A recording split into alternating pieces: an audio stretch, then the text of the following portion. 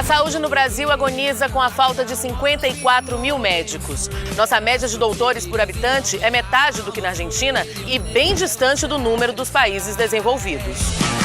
Para resolver o problema, o governo criou o programa Mais Médicos, que está trazendo profissionais estrangeiros para levar às regiões pobres e afastadas do país. Os doutores brasileiros criticaram a proposta e o Conselho Federal de Medicina acha que importar médicos não é a solução, e sim investir em infraestrutura. No meio da disputa entre políticos e médicos, a população brasileira continua esperando por atendimento e serviços de qualidade. Hoje a Liga mostra como é duro, difícil e até arriscado depender do sistema de saúde brasileiro. Quando não houver a disponibilidade de médicos brasileiros, contrataremos profissionais estrangeiros para trabalhar com exclusividade no Sistema Único de Saúde. Cada real, não falta médico, o que falta é hospital.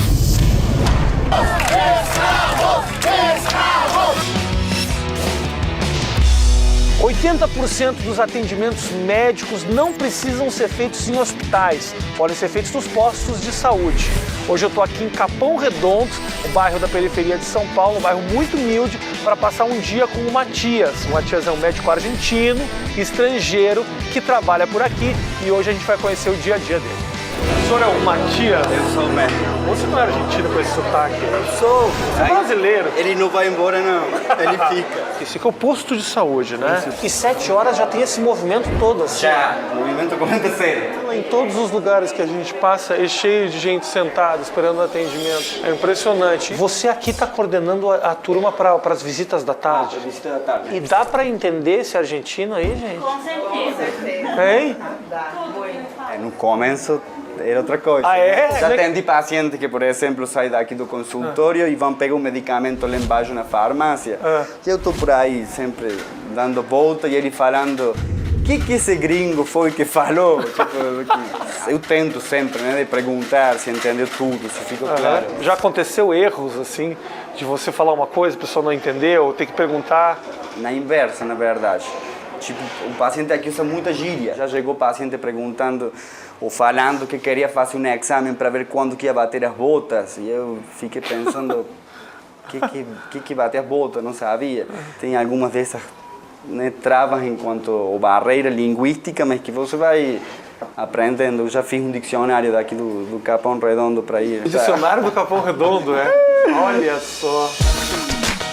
Agora vamos para a rua. Vamos agora com as 3 agentes comunitárias do paciente que a gente vai visitar e a Pati, que é auxiliar de enfermaria. Então você nunca vai sozinho nos lugares? Nunca. Essa região que a gente está subindo, o Capão Redondo, é uma das regiões perigosas da cidade. Assim. Eu fiquei sabendo uma vez que comecei a trabalhar aqui, mas por brasileiro. E você que faz o quê? Eu sou médico, trabalha onde? No Capão Redondo. No Capão Redondo? Sim, no Capão Redondo. Daí eles começaram a me falar que tinha sido um bairro muito violento. Você lembra a primeira vez que você subiu isso aqui? Foi o reconhecimento das áreas com as meninas. Muita excitação, né? Porque era aquilo que eu sempre tinha sonhado em fazer lá como médico de família. Nunca tinha visto uma realidade como essa. E pessoas tão hacinadas, né? Uma população distribuída em um lugar tão pequeno. Né? Então eu fiquei muito assombrado. Achei que não ia aguentar muito tempo. Vamos visitar um asilo agora. Um asilo? Tudo bem? Eu fiquei sabendo que estava com uma perna machucada. Deixa eu ver a perna. Eu internado. Não fica coçando, não cutuca muito. O que é essas bolhas assim? Será que não sarampo? Não, bom, eu vou marcar uma consulta com um dermatologista para a gente avaliar um pouco melhor essa pele. Mas o dermatologista tem que sair e como eu vou? A gente dá um jeito. Eu não vou não. Por quê? Não, eu não vou querer ir não. Eu não vou mexer com isso que está assim. Deixa assim. Então eu vou te passar uma pomada para diminuir um pouco essa bolha. Tá certo? Calma, agora que essa temperatura... E se o calor voltar, vai começar a coçar? A senhora é atendida pelo Dr. Matias há muito tempo? Esse tempo agora que eu conheci o senhor, não é? Ah, é? E a senhora sabe que ele não é daqui, né? Ele é da Argentina. Ah, é? Nossa. Você entende tudo? Não estou entendendo o que ele está falando a língua da gente, não é? Tô tentando, né? Mais ou menos, viu? Tchau, dona Alice. Até mais, viu? Fique bem a senhora, tá bom? a senhora não quer tomar o medicamento. Não quero tomar medicamento. E aí, como se faz isso? Volto daqui uma semana e tento de convencer Tenta ele. convencer de novo. Essa aqui é uma área bem em cima em Capão Redondo. E se não fosse ele chegar até aqui, muitas dessas pessoas não teriam como ter atendimento, porque elas não têm como sair. Então o trabalho do Matias acaba sendo essencial para todos eles. Tá bom, então. Lançado como tábua de salvação da combalida saúde brasileira, o Mais Médicos foi duramente criticado pelo Conselho Federal de Medicina. A medida autoritária e não é provisória, é improvisada. Com passeatas e até processos. Para os médicos, o que falta é investir em infraestrutura e não trazer profissionais estrangeiros. O problema não é a Amazônia, o problema não é o Nordeste, é todo o sistema de saúde do Brasil. Para o governo, já que os doutores não querem ir para as regiões mais pobres e afastadas do país, a solução é importar os profissionais. Nós temos uma avaliação. Faltam médicos. Eu não quero trazer um médico para ele ficar atuando na Avenida Paulista. O debate ficou inflamado, até mesmo com acusações de xenofobia e racismo.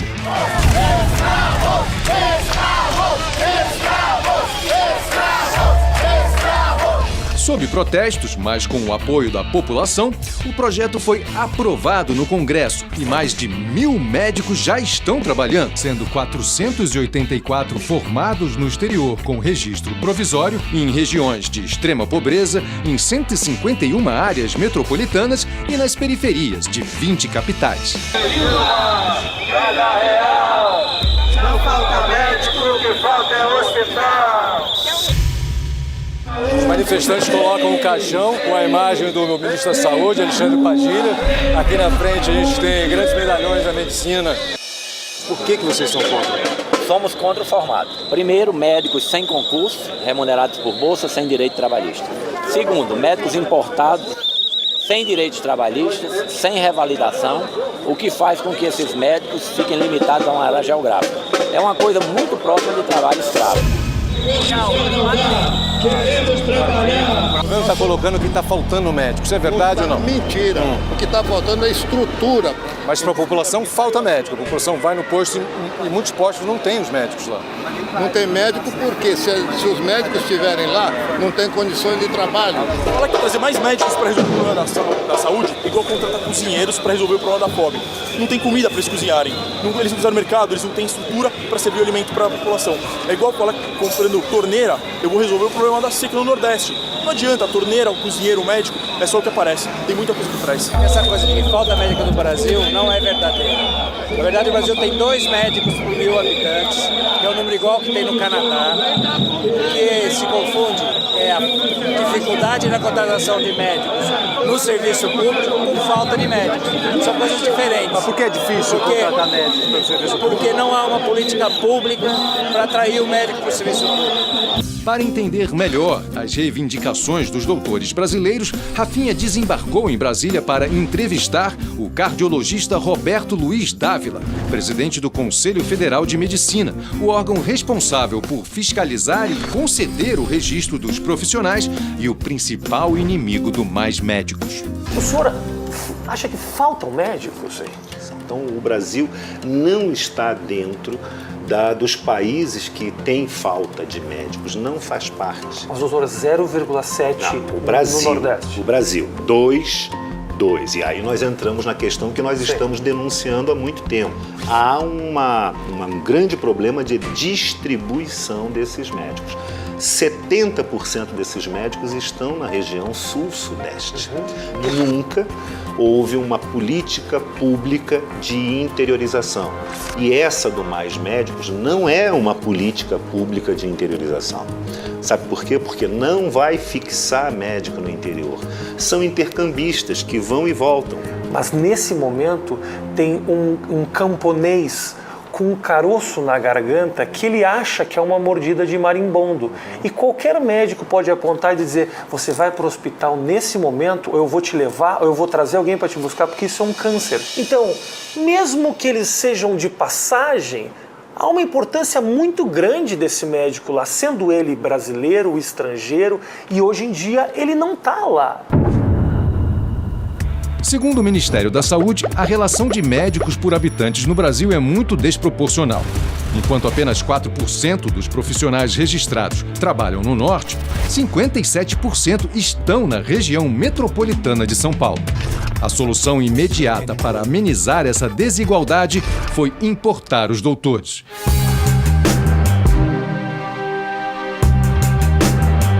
Eles chegaram causando barulho, não que fosse essa a intenção. Os médicos cubanos desembarcaram no Brasil para assistir mais de 700 municípios carentes não selecionados na primeira etapa do polêmico programa Mais Médicos.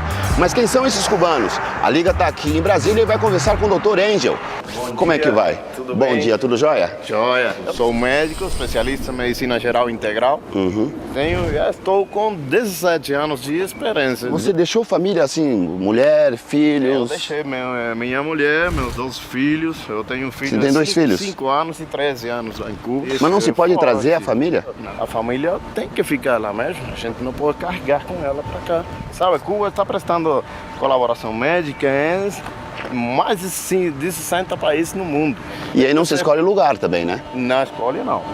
Olha, no processo mesmo de seleção, para você fazer medicina em Cuba, uma das perguntas, você concorda, depois de formado, colaborar em qualquer lugar do mundo que a gente precisa. Em qualquer lugar? É isso, é uma das perguntas que a gente faz na entrevista. O médico tem que viver para a medicina mesmo. Não é médico para viver da medicina. Então você tem que se dedicar mesmo, sempre com o pensamento de ajudar o próximo.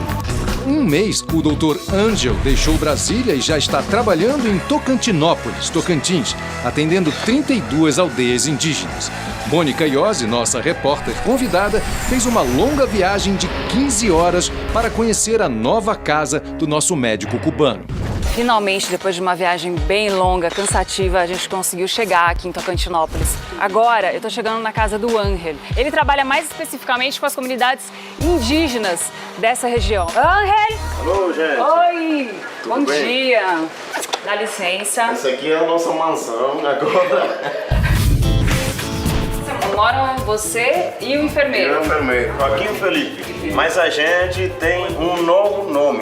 O nome dele é Gonum agora. Gonum, o nome indígena. E o meu como que é? Gatamdi. Gatamdi. Ah, você sabe o que significa, não? Guerreiro. E o seu como é que Gatão. Gatão. Gatamdi. Aqui meu bolso. Aqui está minha ferramenta, meu carimbo. Então é o estetoscópio, carimbo, caneta e vontade. Isso. Então vamos Tem lá. várias. Vamos lá. Peraí. Mulher não abre a porta de carro, não. Tá Isso bom? é importante mostrar. Isso é uma coisa que não acontece no Brasil. As pessoas podem olhar e falar: o que é que esse cara pode fazer por essas pessoas com uma bolsa e um estetoscópio? Muito, com certeza. Quando você estuda medicina, ainda fazendo uma especialização na atenção primária, você tem uma preparação de tudo. O forte é a promoção e prevenção em saúde, mas você faz atendimento de doenças crônicas. Tem que ter conhecimento de cirurgia básica. Na hora a gente faz uma ferida, você tem que saber suturar, tem que saber tudo isso. Andamos aí um bom caminho, não é tão próximo, não é tão rápido. E a gente está entrando aqui na primeira aldeia, como é que se chama? São José. São José. Aquele de boné vermelho é o cacique. E aqui já é o postinho. E aqui o posto. Me falaram que você que é o cacique. Sim. Qual que é a etnia de vocês? A Pinachê. A chegada aqui do Ángel, você já acostumou? Ainda acha estranho? Como é que é? A gente precisa muito, né, do médico. Vem de longe para atender nós, então Sim. Nós estamos muito contentes. Antes da vinda dele para cá, do programa Mais Médicos, com qual frequência vocês tinham um médico aqui na comunidade atendendo a população em casa? Há mais de 5 anos que nós tivemos um médico parecido com o médico. Um médico permanente que ficava mais aqui.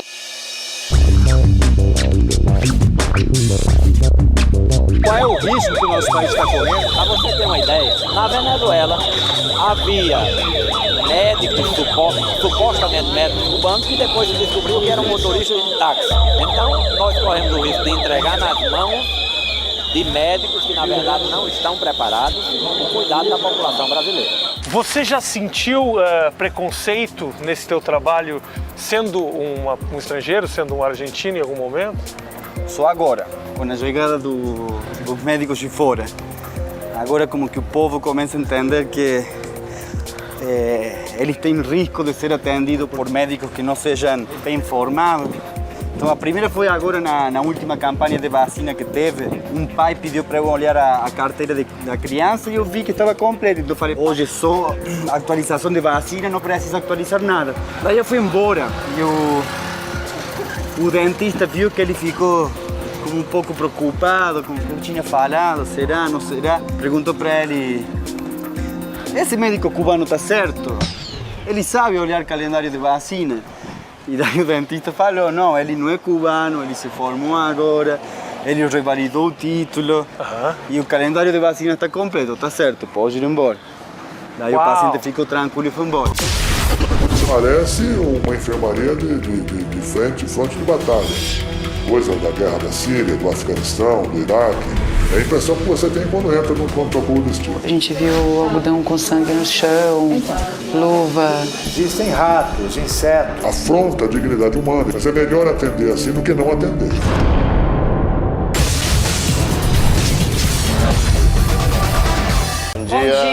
Bom dia. O pessoal chega, aguarda ali. Então, e esse bebecinho, como que vai? Tá com frio? É assim mesmo. Quando a temperatura fica muito fresca, tem que cobrir mesmo a criança para ficar com uma temperatura bem gostosa para ele. Já vai dando umas dicas, né? Do cuidado também. Entregaram para você aquela escova de dente? Já escovou hoje? Sério? Deixa eu ver. Opa, que bom. Além de ensinar, ele fiscaliza. Como que ele foi recebido aqui pelo pessoal na aldeia? Em questão de médico, assim, quando chega, eles são bem merecidos. É, né? O pessoal não vê a hora, né? E a necessidade também. Antes da chegada dele era mais dificultoso, tinha que encaminhar os pacientes para consulta. Agora não. Que vacina é essa? Pneumo 10 e sempre para pneumonia. É uma vacina para evitar a pneumonia. Ai, que dó. Mas enfim, olha só, imagina um bebezinho desse tamanho numa comunidade tão isolada desenvolver um quadro de pneumonia. Então, quer dizer, essa estrutura que parece tão pequena, para eles, é primordial. Também sem conseguir atrair médicos brasileiros para trabalhar na cidade, Quaraí, no Rio Grande do Sul, aproveitou o acordo bilateral entre Uruguai e Brasil e garantiu na justiça o direito de contratar profissionais uruguaios sem o revalida. Quaraí, a 610 quilômetros de Porto Alegre, é uma das 6 cidades que fazem fronteira com o Uruguai e possui autorização para a contratação de médicos estrangeiros. Isso mesmo antes da proposta do governo federal de importar estes profissionais. Por aqui, até o prefeito dá expediente no hospital. A gente chegou aqui na Fundação Hospital de Caridade de Quaraí. É uma entidade filantrópica que atualmente está sob intervenção do município.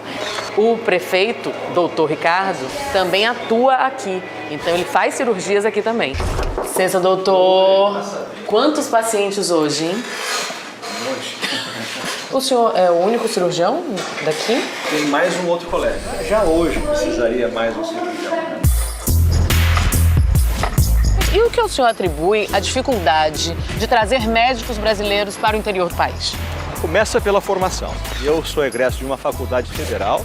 Elas não nos passam o que é importante, a consideração do interior do Brasil, das cidades de menor tamanho, das periferias, como uma alternativa de trabalho. Então o médico é formado, via de regra, com uma visão metropolitana. Começa pela faculdade, avança no setor público, quando não planeja a distribuição da população médica. E para finalizar, a questão econômica. Se é verdade que é preciso uma remuneração adequada, também é verdade que se criem as condições dessa remuneração. Os municípios recebem pouco. Quaraí, que está na fronteira com o Uruguai, tem 23 mil habitantes, 6 postos de saúde e um hospital onde trabalham 20 médicos. 11 deles são estrangeiros. Fomos até Artigas, no lado uruguaio, conhecer o Dr. Luiz Alderete, que há 2 anos também dá expediente no município brasileiro sem ter o revalida. Como vai? Tudo bem? Tudo bem? O senhor tem 30 anos e é formado há quantos anos? Y algo. Nuestra carrera son 8 años. Sí. Y medio más o menos. Sí. Luego de los 7 años, vos ya cumpliste toda la formación y queda un año de internado obligatorio. Una rotación por lo menos había que hacerla en el interior. Una manera de obligar a la gente, porque la gran mayoría no quiere ir al interior. Los distintos departamentos del interior que están alejados de la capital tienen problemas de especialistas que no vienen, especialistas únicos, o sea, que o pasan los 31 días de guardia o quedan días que no existe esse especialista e hay que coordinar um traslado e essas coisas. Foi através de um colega que o Dr. Luiz Alderrete recebeu o convite para trabalhar 3 dias por semana no Hospital de Quaraí. O salário era muito melhor do que ele ganhava em Montevidéu. Para ser contratado, não enfrentou burocracias. Apenas mandou seu currículo, passou por uma entrevista, ficou 3 meses em experiência e depois foi efetivado no cargo. A gente está saindo da casa do Dr. Luiz, indo para o hospital lá em Quaraí, e a gente vai passar pela ponte que liga as duas cidades, Artigas a Quaraí. Não tem barreira nenhuma, né? Não tem barreira. Dependiendo la enfermedad, sí, la pandemia de turno es los controles que realizan. E a gente já chega aqui do lado brasileiro. Acá já estamos do lado brasileiro. A gente está aqui no pátio do Hospital de Quaraí. 5 minutos, gente. De lá pra cá. Nas consultas o senhor fala português? Um pouco e um pouco. Um pouco. Me hago entender. Buenas tardes. Olá, boa tarde. Não é pressão mesmo do frio. Tem a pressão alta? Alta, às vezes alta. Você entende perfeitamente o que ele fala? Entendo completamente. Porque a gente lida com portunhol aqui. Você sente alguma diferença entre os médicos uruguaios ou os brasileiros? Não, meu atendimento é o mesmo. Você gosta do atendimento? Eu adoro ele. E você então concorda com essa ideia do governo brasileiro de trazer médicos? Entre uma falta de médico e trazer os médicos de fora, 1000 vezes os médicos de fora. Os médicos estão com medo de perder os postos de trabalho para médicos de outros países? Não, de jeito nenhum. O médico está com raiva, porque isso é um absurdo. Qual é o lugar do mundo onde vai o médico trabalhar ou qualquer profissão sem ter a revalidação? Esses médicos de fora precisam ter tempo adequado para entender a realidade do país. O tempo que eles têm é insuficiente para que isso ocorra. E nesse tempo de ouvir a realidade, nesse tempo de ouvir as pessoas, como é que faz com aquelas pessoas que precisam de assistência, que estão doentes hoje, indo num posto médico e não tem ninguém para atendê-las? Faz o quê? Aí deve incentivar os médicos que estão aqui no Brasil para levar ele para o interior e dar condições para que ele possa trabalhar. Levar um médico daqui para um local onde não tem recurso, você não está levando saúde, você está prejudicando o médico, a profissão dele. E gosta do atendimento daqui? Sim, gosto. Fui bem atendida também. Tanto dos uruguaios quanto dos brasileiros? Sim. Tudo para mim é a mesma coisa, né, minha filha? Porque a gente precisa de médico, né? O senhor gosta do atendimento dos médicos estrangeiros? Gosto bastante. É uma mídia assim que não quer que os outros venham e não venham. Então, se não vêm os estrangeiros, nós vamos ficar sem nada. Ninguém é contra ir para esses lugares remotos, mas o grande problema é você ir sem nenhum tipo de garantia trabalhista, sem carteira assinada, sem vínculo empregatício nenhum. A gente já ofereceu salários interessantes para especialistas virem para nossa cidade. Quanto? Mais de 10 mil reais, mais que o Ministério da Saúde está oferecendo. Sim. E mesmo assim houve a recusa desses profissionais para o nosso município. O que é que eles alegam? São vários os fatores, né? Mas eu acredito que a localização é um dos piores, porque vindo para cá eles ficam isolados dos grandes centros, né? E isso dificulta inclusive a continuidade nos estudos. Por que o Brasil? Você acha que aqui tinha uma carência ou era uma questão sua mesmo? Acho que foi mais ensinança do meu pai, porque ele foi formado em faculdade pública, eu também. E eu fiquei meio com essa dívida com a parte pública, com o Estado, né? E eu pensava na Argentina trabalhar, eu gostava muito da medicina da família. Você acha que falta um pouco disso para o médico brasileiro? Hoje que numa hora a medicina virou um negócio e ela, em alguns aspectos, começa a ser menos humanitária, com menos compromisso com as pessoas que realmente mais precisam. Faça um concurso nacional, faça uma carreira de Estado, não dê bolsa. Nós somos profissionais, nós nos formamos, queremos trabalhar, queremos férias, 13º, bolsa, você não leva ninguém. Toda essa luta é extremamente justa. Nós estamos lutando por isso. Toda essa luta é extremamente justa. O que fica questionável na minha cabeça é o porquê então atrapalhar a ida daquele... Doutora, movimentos dos médicos na porta dos estrangeiros que chegam no Brasil. Foi um caso isolado lá no Ceará, pontual, em que o governo levou militantes. O Conselho Federal de Medicina disse que ia distribuir panfletos contra o programa Mais Médicos, doutor. Nós vamos fazer tudo para alertar a população que ela tem que tomar cuidado, porque esses médicos, e aí eu volto à questão... O senhor acha que isso não é atrapalhar? Não. Os doutores estrangeiros, principalmente os cubanos, foram hostilizados com violência em Fortaleza na sua chegada ao Brasil, num episódio que pode ser considerado uma vergonha nacional. Como você recebeu, como você viu aquela manifestação negativa que fizeram aqui para os médicos cubanos quando eles chegaram?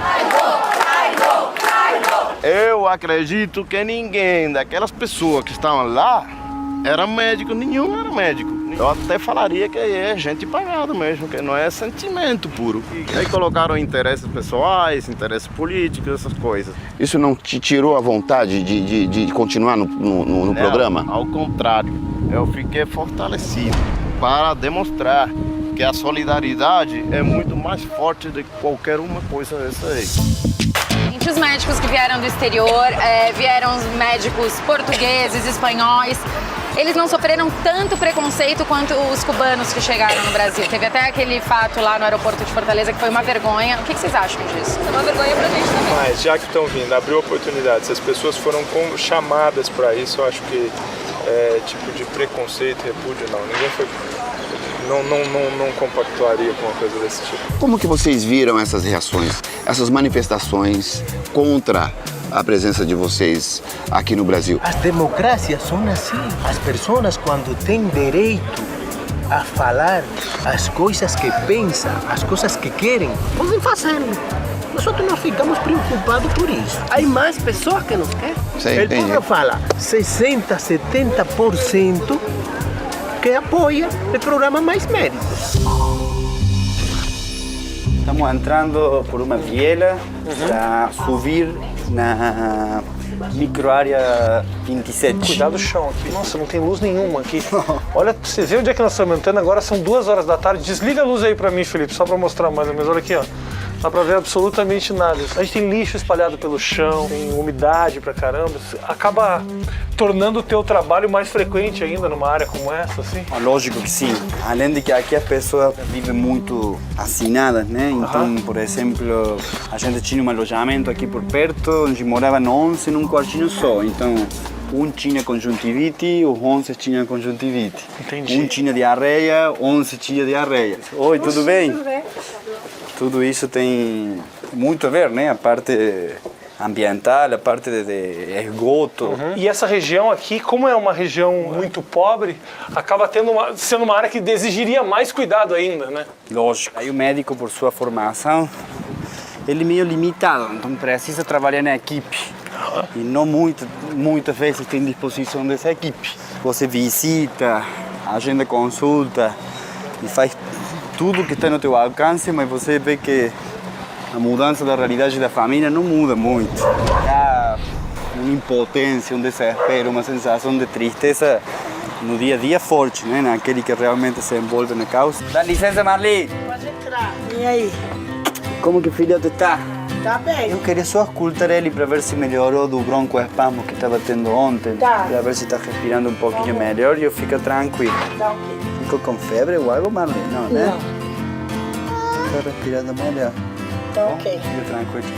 Tá ok. Com você tudo bem? Tudo bem. Qual que você sente que é a importância do Matias vir até aqui? Muito bom. Se fosse para mim descer com ele, o tempo frio, garoando, né, já complicaria um pouco o caso dele, né? E a primeira vez que você foi atender, que você ouviu esse sotaque, viu que não era brasileiro, o que você achou? Eu imaginei assim, os médicos de fora estão vindo atender porque os de dentro estão deixando um pouco a desejar, né? O ruim é que eles estão trazendo muito médico de fora para... E aí, será que vão dar estrutura de trabalho para eles?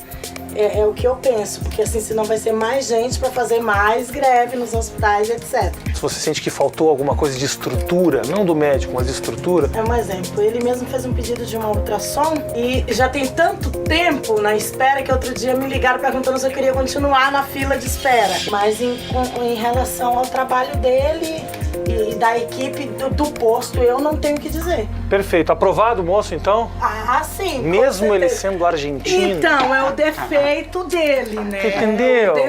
Podia ser de qualquer lugar. É. Um cubano, um venezuelano. Sabe? Mas tudo bem. Tchau, cara. Tchau, Miguel. Tchau, Miguel. Tchau, Miguel. Você já trabalhou já nas áreas mais carentes? Trabalho até hoje. Eu sou médico da Unidade Básica de Saúde do Inamar, em Diadema. Tá faltando médico nessas áreas, não tá? Falta médico. Por que falta médico? Não tem médico formado no Brasil ou as pessoas não querem trabalhar lá? Não é que as pessoas não querem. As condições ofertadas são condições insatisfatórias. Nós temos um grande problema na atenção básica de saúde hoje. Filas de espera hoje para exames, para determinados especialistas, são muito demoradas. Nós temos determinados exames que às vezes são fundamentais para o diagnóstico do paciente, que demora cerca até de 2, 3 meses ou sequer até um ano. 2, 3 meses para você ter o resultado do exame? Eu mesmo já presenciei situações quando o paciente foi convocado para o exame, ele já tinha morrido. Não adianta você ter um médico, mas você não ter uma dipirona, você não ter uma medicação para dar para o paciente, porque assim... E essa é a situação mesmo? Essa é a situação. Eu trabalhei no interior, eu sou do Mato Grosso, sou de Cuiabá, trabalhei em Cáceres, trabalhei em Pontes Lacerda, já trabalhei no interior do Mato Grosso do Sul. Você chega a ter uma situação de você não ter uma dipirona, que é uma medicação extremamente simples, que é extremamente barata.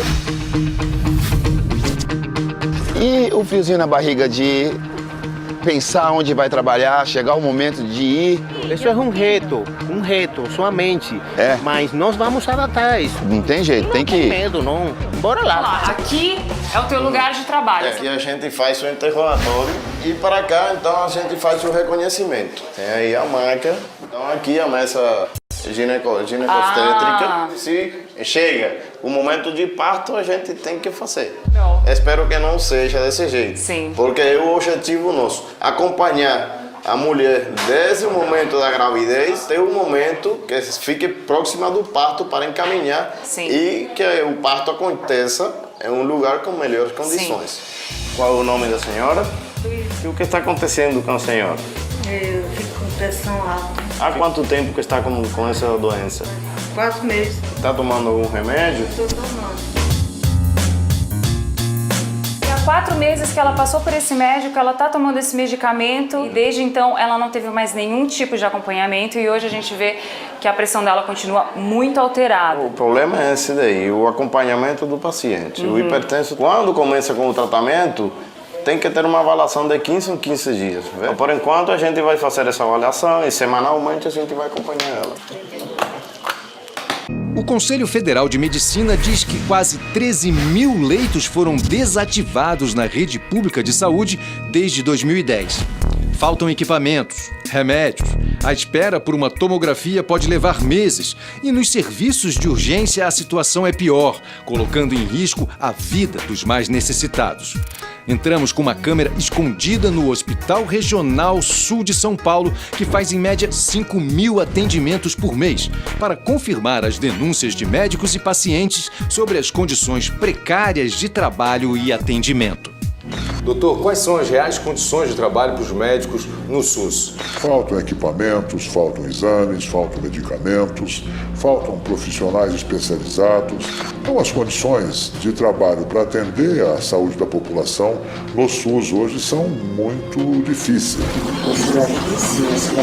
Uma internação ainda marca, né? Os pacientes que lá na marca estão aguardando um leito. A gente sabe que muitas vezes o médico, para driblar os problemas que ele tem de espaço físico no hospital, acaba atendendo o paciente no corredor, nas macas que ficam no corredor. Existe internação na maca? Existem pacientes que passam dias ali? Existe. Parece uma enfermaria de frente de batalha. Coisa da guerra da Síria, do Afeganistão, do Iraque. É a impressão que você tem quando entra num pronto-socorro desse tipo. Essa é uma situação que afronta a dignidade humana, evidentemente. Mas é melhor atender assim do que não atender. Quem aqui já viveu um caso concreto de atendimento? Você, o que foi? A minha irmã passou mal, levei até o Hospital Regional Sul, chegou lá, disseram que não tinha médico. Meu cunhado muito nervoso abriu a porta, os médicos estavam jogando dominó, certo? E disse que não tinha atendimento médico. Os médicos jogando dominó e eles mesmos falaram, não tem nenhum médico aqui. Exatamente. Levei a minha irmã para o Hospital das Clínicas e lá disseram se minha irmã não tivesse ido para as clínicas, iria dar óbito porque ela estava com a apêndice estourada. Ela mesma fez uma cirurgia. Boa noite. O que aconteceu? Eu preciso de eu queria ir no PS. Tô com crise de sinusite, com muita dor de cabeça. Nós não temos clínica na casa. Nós estamos mandando para o pronto-socorro municipal. Ah, tem uma placa aqui, ó. Porta fechada, só atendimento de urgência e emergência. É isso? Ortopedia. Tá vendo o que tá escrito aí? Clínica tem 1 ano que não tem, só nós terça à noite. Tá, obrigada. O senhor é ortopedista, não? Não, ele é o ortopedista. Tá, o senhor é o clínico? Dor profissional não tem. É falta de querer atender. Vontade de trabalhar. Falta vontade. E a direção do hospital faria uma coisa dessa? O médico está presente, mas ela evita atender a população. Talvez seja uma tentativa de economizar o volume de atendimento para diminuir o aporte de pessoas ao hospital para que ele possa ser transferido amanhã para uma gestão terceirizada e aí você ter mais sobras de recursos, talvez seja essa a razão. É uma atitude profundamente desumana, né?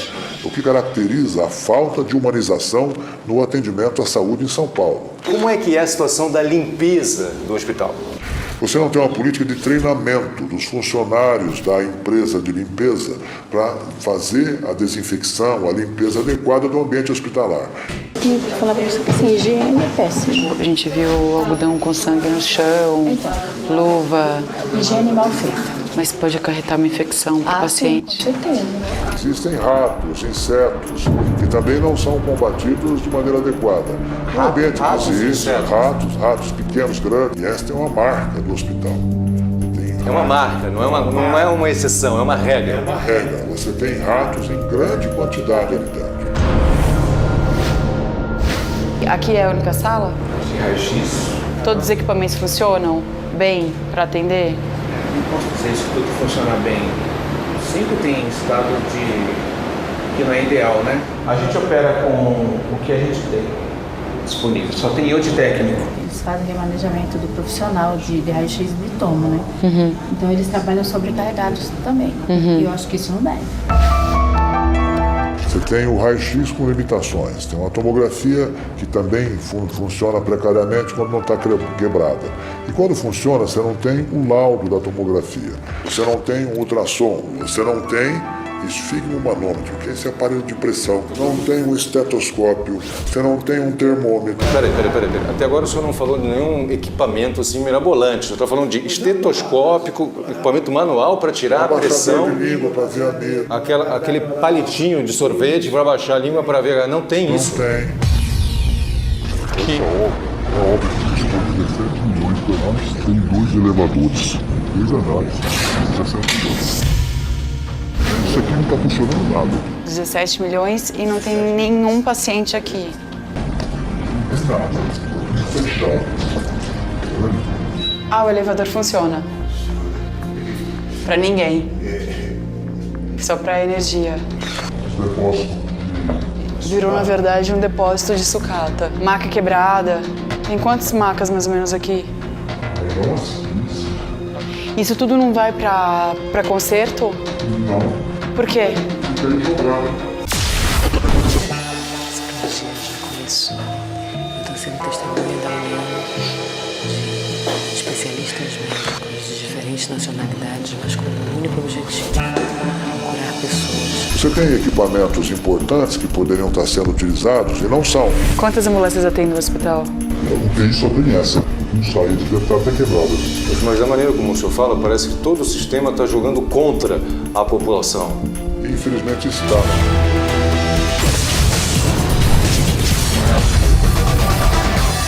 Entramos com uma câmera escondida no Hospital Regional Sul de São Paulo, que faz em média 5.000 atendimentos por mês, para confirmar as denúncias de médicos e pacientes sobre as condições precárias de trabalho e atendimento. Os pacientes que lá na máquina, tudo aguardando Com leito. Existe internação na maca? Existem pacientes que passam dias ali? Existe. Parece uma enfermaria de frente de batalha.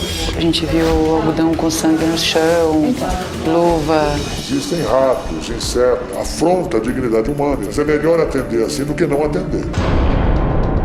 Essa UTI tá parada. Fica aí mais para poder carregar o chefe da manutenção para levar amigo em casa. A paciente seguinte ela sair, né? Quantas ambulâncias atendem no hospital? A UTI só tem essa. UTI só tem essa? Só tem essa. E não sai? Não sai. Se ela sair, deve estar até quebrada. Você tem equipamentos importantes que poderiam estar sendo utilizados e não são. Porque não são reformados, não são consertados. Mas da maneira como o senhor fala, parece que todo o sistema está jogando contra a população. Infelizmente está. A Secretaria de Saúde do Estado de São Paulo nos enviou uma nota negando a denúncia de médicos e pacientes sobre equipamentos quebrados ou inexistentes no Hospital Regional Sul de Santo Amaro. Também afirma que as ambulâncias estão em perfeito estado e que não houve dispensa de pacientes por falta de equipe clínica. Ao mesmo tempo, informa que o novo prédio do hospital será inaugurado assim que forem feitos os ajustes necessários para o seu pleno funcionamento e que só na zona sul da capital vai investir 72 milhões de reais. Qual é o grande problema? É falta de dinheiro ou é má administração dos recursos? As duas coisas, né? Mas se nós também olharmos o quanto o Brasil gasta em saúde, é muito inferior ao que os países gastam. Então, por exemplo, do gasto total em saúde, a Inglaterra investe 80%. E a iniciativa privada, 20%. E são poucos ingleses que utilizam, porque o sistema público é bom e funciona. Se a classe mais bem situada socioeconomicamente usasse os serviços públicos, com certeza seria melhor. Enquanto for a classe menos favorecida a usar um sistema público, ele não vai melhorar. Nós estamos indo aonde agora? Agora estamos indo visitar uma amiga, que é a dona Celina. Uma amiga? É, a dona Celina. Isso é íntimo mesmo do pessoal, né? E aí, campeão, como que foi teu aniversário? Foi bom, hein? Essa festa foi boa? Foi bom. Que beleza. Mais um atendimento tá tudo do tranquilo? Todo o pessoal é amigo. E a vovó? Tá deitadinha, ela fez quimio ontem, aí já viu, né? Fica toda... Dá licença, eu vou fazer você famosa. Ai, que bom, né? Olha, Celina. Tudo bom, meu amor? Tudo bem, e você? Na medida do possível. Na medida do possível, né? É gente fina. É. É verdade. Não precisa mentir, dona Celina, né? Adoro ele de todo o meu coração. O Matias não é o médico, ele é o amigo. Ele é o amigo. É aquele que a gente pode falar bobagem, que ele não liga.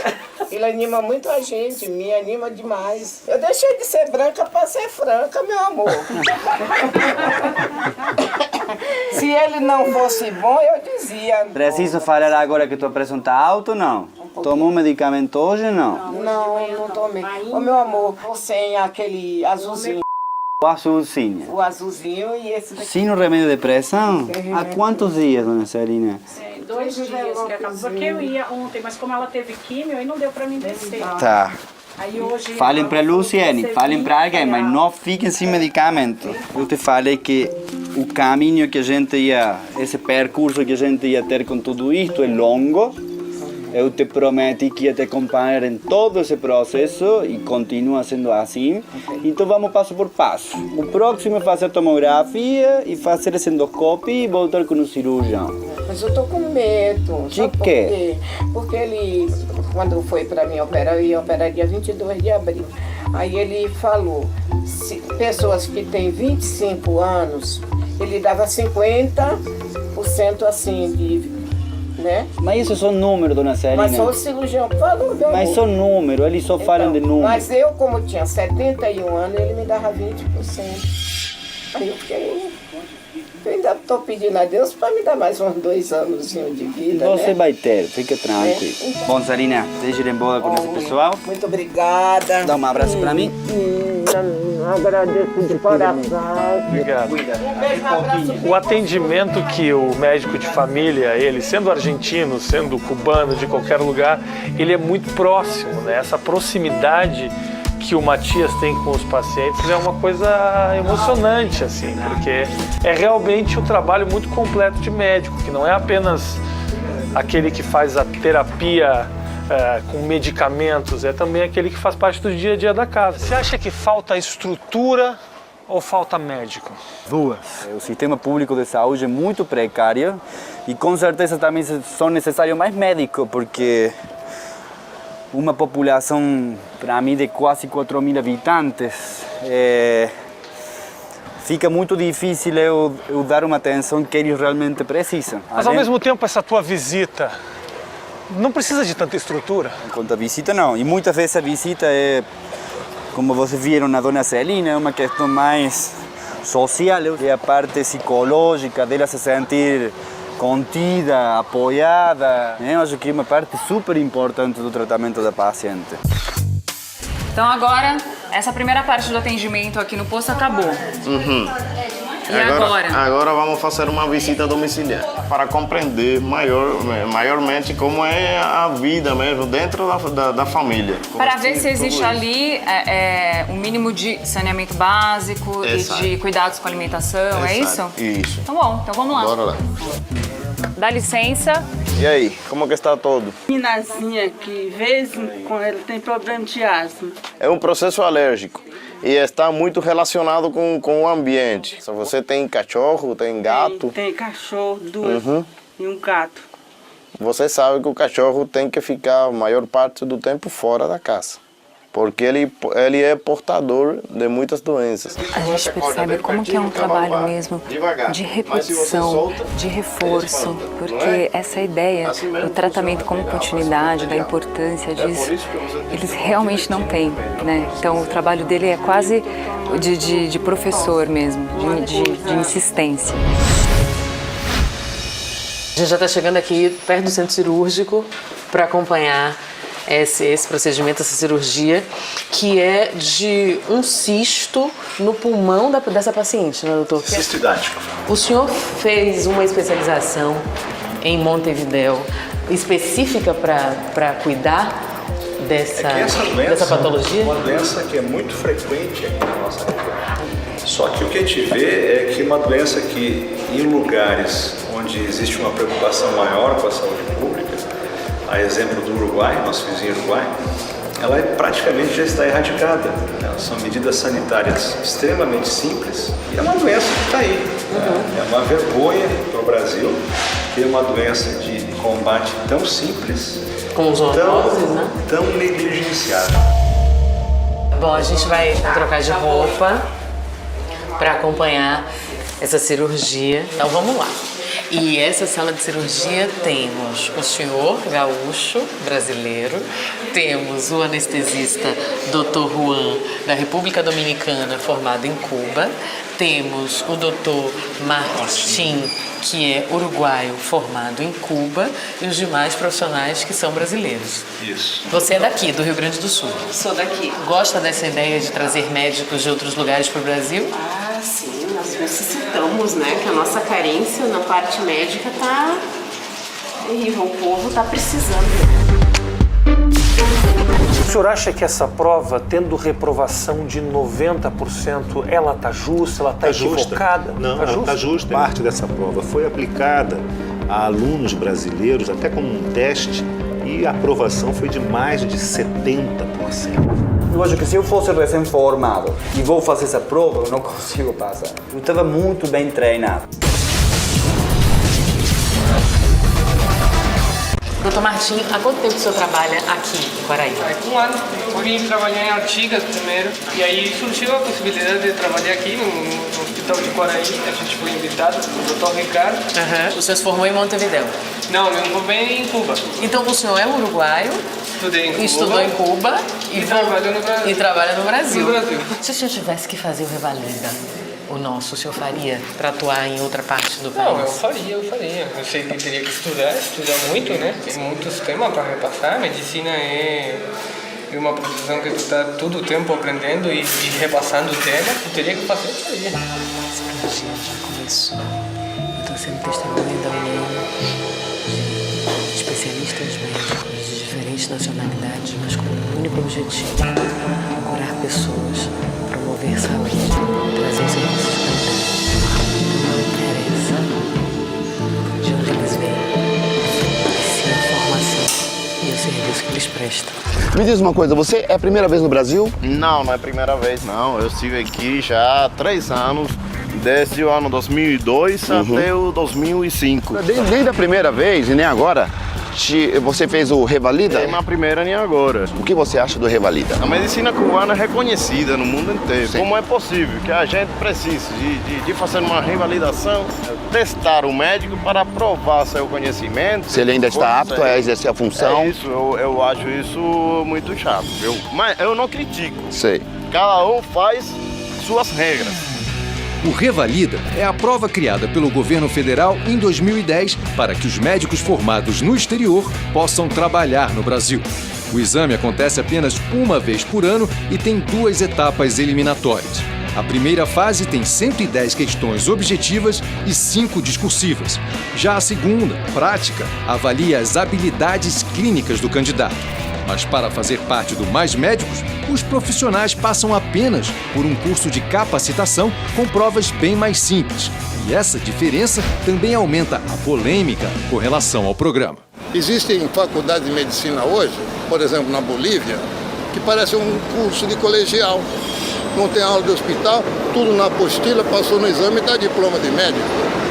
Mas que estrutura tem ele se nunca pegou um paciente? O senhor acha que essa prova, tendo reprovação de 90%, ela está justa, ela está equivocada? Não, ela está justa. Professores de várias universidades brasileiras, de escolas de medicina, elaboraram uma prova para o aluno do final do 6º ano. E temos informações, inclusive, que essa prova, parte dessa prova, foi aplicada a alunos brasileiros, até como um teste, e a aprovação foi de mais de 70%. Mas então nós temos uma questão muito complicada. Nós temos 90% de reprovação dos estrangeiros que querem trabalhar no interior e nas periferias, e nós temos médicos brasileiros que não querem ir para esses lugares. E nem estou dizendo que não tem motivo, não é isso, mas é necessário que esses médicos cheguem a esses lugares. Como então resolver esse problema, doutor? Primeiro, a questão da reprovação, que vão errar as difíceis e as muito difíceis, até o brasileiro pode errar. Mas a verdade é que eles não se saem bem. Então eu sinto que o curso que eles fazem fora não é da mesma maneira que os nossos alunos aqui. Eu acho que se eu fosse recém-formado e vou fazer essa prova, eu não consigo passar. Eu estava muito bem treinado. Então duvido que todos os formados brasileiros, sem ter um preparo prévio, consigam ter também a mesma realidade. E essa prova, ela era uma prova de conhecimentos de clínico geral? Como é que era essa prova? Era para ser. A gente achou muito difícil a parte de clínica cirúrgica. Eu comecei com isso e eu falei, nossa, se eu fico com o meu livro aberto de cirurgia, eu não consigo responder essa pergunta. É muito difícil. Muito difícil. Quando voltamos em São Paulo, a minha amiga só escreveu a sentença de uma das perguntas e apareceu um PDF na internet. Falava pré-requisito em cirurgia geral.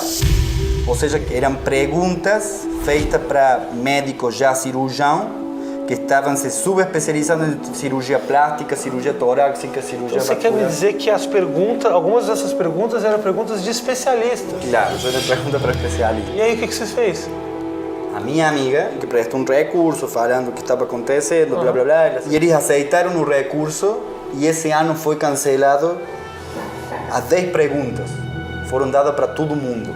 Por isso a taxa que normalmente era de 12 ou 13% de reprovado, foi para um 30% de aprovado. Nós fizemos um levantamento de aonde estão os médicos estrangeiros no estado de São Paulo que revalidaram os seus diplomas. 64% deles estão na capital. O que eu quero te dizer é que se o médico estrangeiro, se todos esses que vieram, ou brasileiros formados no exterior, que quando revalidarem os seus diplomas, eles virão para as capitais e para o sul, sudeste ou para a periferia. Mas quando o senhor fala isso, só me vem à cabeça a imagem daquele argentino com aquelas pessoas numa comunidade com um tratamento maravilhoso, uma figura especial. Ele revalidou? Só revalidou porque o teste estava equivocado. Pode ser a decisão judicial equivocada, pode ser o teste equivocado, pode ser ele que está equivocado, ele pode ter... Você sabe que o charlatão tem uma clientela enorme? Você sabe, já foi algum charlatão para ver como ele atende bem as pessoas, como as pessoas adoram? A gente tem uma regra na medicina. Você só é bom médico quando os teus pares, os teus colegas mandam os seus filhos e os seus pais tratarem com você. Você é um bom médico. Médico que tem grande clientela pode ser um mau médico e um excelente charlatão. O senhor é a favor de uma prova que basicamente reprovou 90% daqueles que participaram. Nesse momento está assistindo uma senhora, provavelmente chamada Maria, na periferia, que não tem atendimento médico, ela só quer um doutor que possa olhar o estômago dela, porque ela não tem condições de ir até o posto de saúde. Eu gostaria que o senhor conversasse diretamente com ela. Eu quero dizer para ela que ela tem direito, como cidadã brasileira, a um médico competente. E ela merece isso, como eu mereço, como o Rafa merece, todos nós merecemos. O que ela não pode aceitar como cidadã é que lhe deem um médico que não se sabe que é médico, não se sabe se ele é competente e ele não tem as condições para realizar um atendimento. Doutor, só nessa conversa eu teve uma pequena crise de pancreatite, não tinha médico com ela, doutor. Não interessa, ela merece o melhor. Qual que você acha que é a tua importância aqui nesse lugar, hein, cara? Eu acho que uma paciente foi que me falou isso, que eu não era médico, que eu era agente de mudança, porque eu conseguia mudar a realidade dele. Mas ela me falou como empolgada, né? Eu acho que a gente faz... Não sou eu, por ser estrangeiro, eu acho que cada médico que gosta do que faz, que trabalha no PCF, ele se envolve tanto, né, com sua população, que em tudo aquilo que você conseguir ajudar eles e tiver no teu alcance, nas tuas mãos, você vai fazer. A medicina, ela é uma paixão, ela é uma vocação. Você nasce com ela. Amanhã, 7 horas da manhã, onde vai estar o senhor Matias? Aqui de novo. Tem que ser assim. Obrigado, querido. Tchau, Rafa. Sejam argentinos, cubanos, uruguaios, brasileiros, do mundo inteiro, não importa. O Brasil precisa de mais médicos, isso é um fato. Precisa, é claro, de infraestrutura, senão os médicos não têm como trabalhar, sejam eles de qualquer nacionalidade. Eu acho que o Brasil precisa é que a classe política olhe para o brasileiro da mesma maneira que o Matias olha para cada um de seus pacientes. São pessoas, é a Dona Maria, é a Dona Rosa, que precisa ser tratado com carinho e precisa sim ser tratado com respeito. Um país do tamanho do Brasil precisa de saúde para continuar crescendo.